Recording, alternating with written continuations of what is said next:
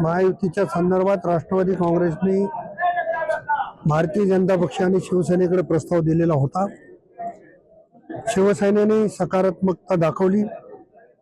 या संदर्भात शिवसेनेचे नेते हेमंतभाऊ पाटील आणि माझी बैठक पण झाली आणि मला वाटतं की आज उद्यापर्यंत याच्यामध्ये निश्चितपणाने आम्ही पुढे जाऊ।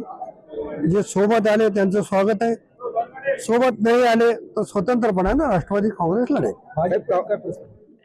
भारतीय जनता पक्षाने प्रस्ताव दिलेला नाही, त्याच्यामुळे त्यांचा विषय मला वाटतं संपल्यात जमा आहे। काँग्रेसचे 10 नगरसेवक एमआयएम मध्ये दाखल झाले, ते अशोक चव्हाणांची खेळी मानल्या जाते। आपण याकडे कसं पाहता? अशोक चव्हाणांना हिरवा भाजप करायचा आहे आणि जनता देखील ओळखून आहे की एमआयएम कोणाच्या इशाऱ्यावर चालली आहे, कोण त्यांच्या पाठीमागं पाठबळ देते हे मी सांगण्याची गरज नाही। देगलूर नाका भागातून अनेक सहकार्यांचे मला फोन आले, हमारे इधर भी अभी हरा भाजप बढ़ रहा है। ही जी भूमिका आहे ते खरं तर ज्यांनी हे करायला लागले त्यांच्या नेतृत्वाचं अपयश आहे की एवढे वर्ष राज्य करून त्यांना त्या भागात उमेदवार मिळत नाहीत, ही शोकांतिकाच आहे। दोन्ही राष्ट्रवादी एकत्र येण्याची चिन्ह आहेत।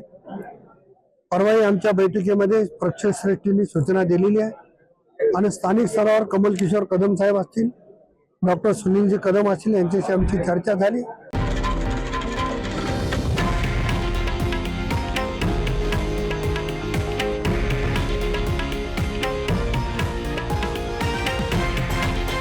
हे आहे देशातील नंबर 1 न्यूज नेटवर्क आणि आपण पाहत आहात TV9 मराठी, एकमेव।